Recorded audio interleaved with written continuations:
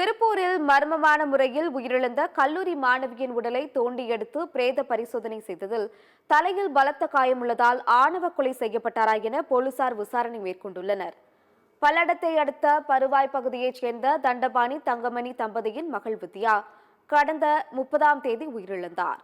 கல்லூரியில் படித்து வந்த வித்யாவின் காதல் விவகாரம் பெற்றோருக்கு தெரிந்ததால் கடும் எதிர்ப்பு தெரிவித்துள்ளனர்.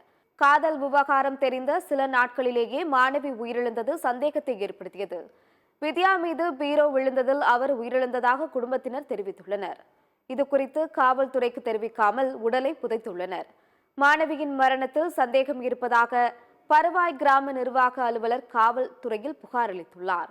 இதையடுத்து வழக்கு பதிவு செய்த காமநாயக்கன் பாளையம் போலீசார் பல்லடம் வட்டாட்சியர் தலைமையில் திருப்பூர் அரசு மருத்துவமனை பேராசிரியர்கள் உதவியுடன் உடலை தோண்டி எடுத்து பிரேத பரிசோதனை செய்தனர். இதில் வித்யா தலையில் பலத்த காயம் இருப்பது தெரியவந்தது. பிரேத பரிசோதனை முடிந்ததும் வித்யாவின் தந்தை தண்டபாணி மற்றும் மகன் சரவணன் இருவரையும் போலீசார் விசாரணைக்காக அழைத்து சென்றனர். வித்யாவின் தலையில் பலத்த காயம் உள்ளதால் அவர் ஆணவ கொலை செய்யப்பட்டாரா என்ற கோணத்தில் போலீசார் விசாரணை மேற்கொண்டுள்ளனர்.